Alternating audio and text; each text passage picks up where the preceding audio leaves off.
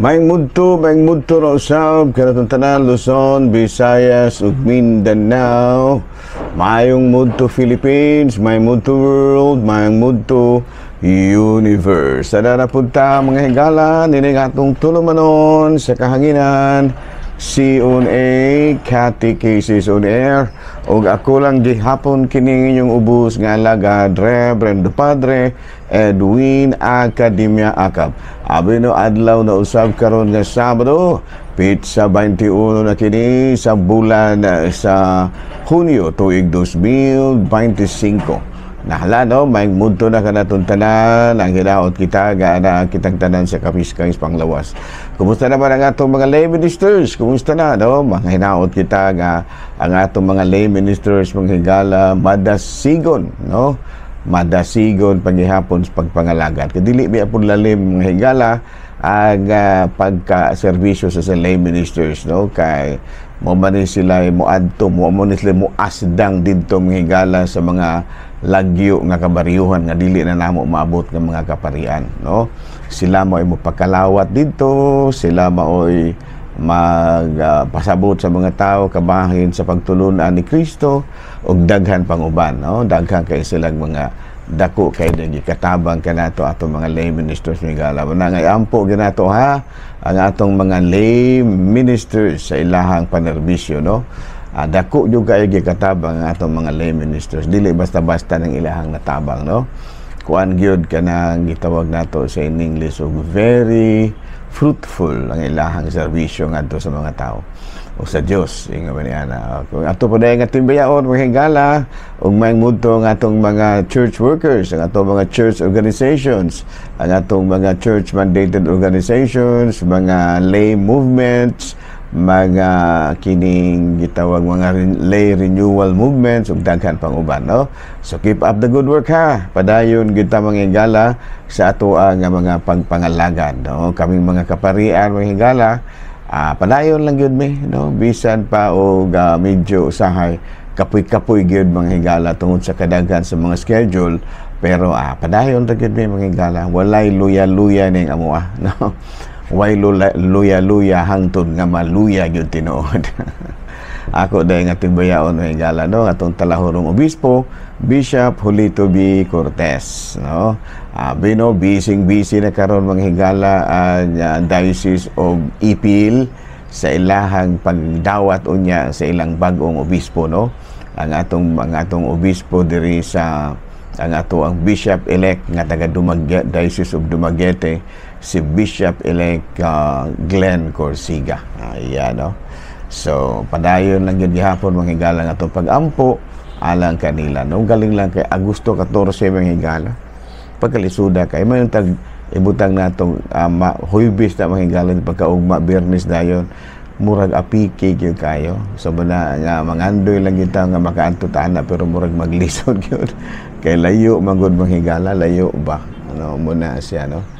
Bino, padayon lang yun gihapon kita mga higala sa atong pag-ampo alang sa kalampusan sa ordinasyon ni Bishop-elect Glenn Corsiga karong Pitsa 29 ni ining bulan sa Hulyo. O yan, no? Nara, padayon ta mga higala, ari kita sa atong CBCP News, balitang simbahan ni ining kamudtuhon. Pope Leo XIV gisaulog ang ika-43 nga kasumaran sa iyahang pagkapari. Mahinumduman nga si Father nga siya isip Father Robert Francis Prevost na ordinahan niya sa pagkapari ni adtong tuig ni adtong Pitsa Hunyo 19, 1982 no dito sa Augustinian College of St. Monica in Rome. O dito nagsugod siya sa iyang pagpangalagad isip kuraparoko diri sa Amerika. Nahimo siyang arsobispo ug gani wala madugay nahimo siyang usa ka Santo Papa. Si Father Robert Francis Prevost giila na karon nga mao si Pope Leo XIV. Pope Leo XIV gisubli ang makasaysayanong panawagan ni kanhi Santo Papa Pius XI sa wala pa mahitabo ang World War II. Matod pa niya, nothing is lost in peace, but all may be lost in war. Sabi ni Saya pa na, wagi mawala sa kalinaw, pero halos tanan pwedeng mawala diha sa gubat. Maukad to mga higala, mga balitang simbahan, ini kamuntuhon, o arita mga higala sa Saint of the Day na to. Abay no nga atong Saint of the Day karon, walay lain, June 21. Abay no nga ato nga santo karon mga higala, June 21, mao kini si Saint Aloysius Gonzaga. Abay no kini si Saint Aloysius Gonzaga mga higala, na tao siya dito sa Castiglione, Italy. Niya matud pa gusto gyud sa iyahang amahan nga mamahimo siyang usa ka militar. Apan dili man lagi na mo ipangandoy ni San Aloysius Gonzaga, o imbis nga mulusulod sa militar, nagpamimbro na hinuon kini sa mga Heswita sa pangidaron nga 23 anyos. Apan sa iyahang pagpangalagad sa usa ka hospital, isip usa ka Heswita nagkasakit hinuon kini mga higala, ug gani mismong si Saint Robert Villarmino ang mihatag kaniya ang mihilong kaniya sa masakito. Ug gani sa dihang namatay na kini si San Aloysius Gonzaga, mismo si San Roberto Bellarmino ang misulat sa iyahang kasaysayan sa iyang kinabuhi, no? So karong adlaw mga higala, gihinumduman nato ang lain na pong patron sa Katolikong simbahan nga mao si San Aloysius Gonzaga. Hala, no? Padayon ta mga higala sa ato ang mga buhatonon ni ining kamuntuhon. Bueno, ari na ta mga higala sa ato ang atong balik-balikan tong atong topic kagahapon, no? So mato itong topic kagahapon, kining love of idolatry, no, pagsimba sa Dios o paghigugma sa Dios. So matud pa, no? So idolatry, but what is idolatry? Idolatry is the excessive devotion to anything that replaces God as the ultimate of meaning, security, or validation. No, niya sa Colosas Kapitulo 3 versikulo 5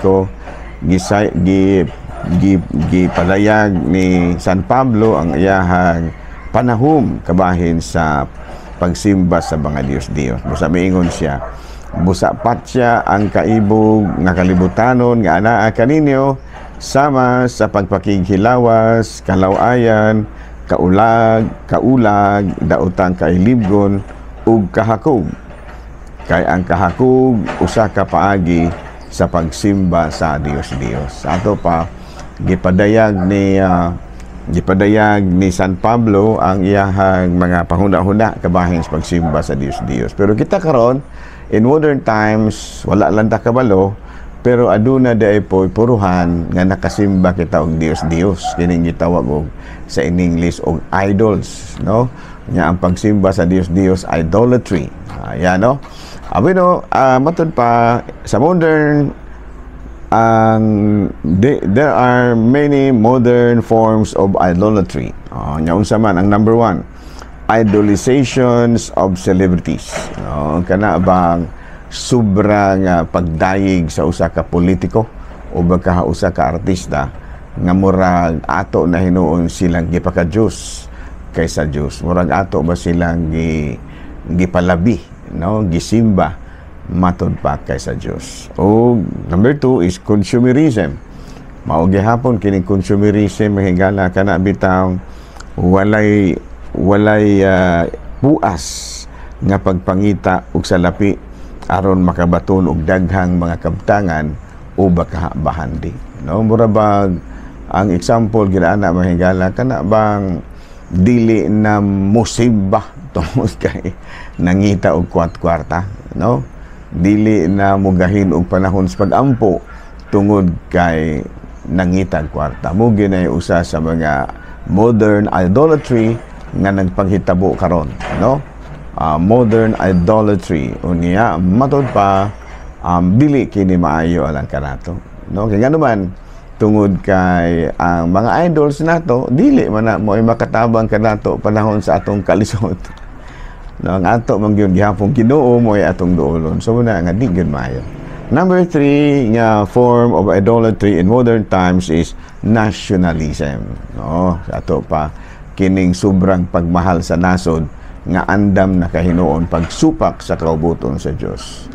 No, matod palagi, no? So sobra nga paghigugma sa nasod nga maka-afford ka na hinuon pagpatay, no? Makahimo ka na hinuon pagbuta, paghimo og mga butang nga supak sa kaubuton sa Dios. Munay natural, munay gitawag natog nationalism. Unya bago kining sa kabaguhan karon do na poy uban nga mas gipalabi na nila ang technology, no? Gihimo nila ang technology nga usa ka Dios, no? A form of idolatry, which is wrong, no? Kana bang mura bag ang technology kana bitong bag-ong mga techniques mao na gyud ilaha manluluwas nga dili gyud sila maluwas kung wala ka na, no? Daghan kay kana karon mahigala kini kabahin ng mga computer, mga cellphone, mga artificial intelligence ug daghan pang uban. And number 3 of course is money, no? Prioritizing money as ultimate solution to problem, no? Kanang doon naman giuban mga higala nga alang kanila ang makasulbad gyud sa ilahang problema mao ra gyud ang salapi, no? Wala nagilain, salapi ra gyud muna gitawag sa in English og love of money. Yan, no? Pero dili na mahimo kay daghan baya kayong mga dato nga wa gyud maluwas sa ilahang mga sakit, wa gyud maluwas sa ilahang kwarta panahon sa sakit, no? Daghan kay mga dato nga nangandoy mugastog bilyon-bilyon aron lang gyud mamayo sa lang sakit pero wala gyud magserbe, no? Matay gyud gihapon. Sa pa prioritizing money as ultimate solution to problem is tantamount to idolatry or pagsimba sa Diyos or career in life. Nasubrahan na ba? Nasubrahan na, no? Nga ang ilahang gipaka-Diyos, no? Ang ilang i-prioritize labaw pa sa Diyos, maugyod ang ilahang matud pa natad sa panginabuhi, career, no? Sa ato pa ilahang profession, ilahang kurso, mugyo na pinaka-importante para nila. Mugyo na ilang i-prioritize pirmi. That is wrong. That is another form of idolatry or pagsimba sa Diyos. And the last is own self-image. Prioritizing personal desires and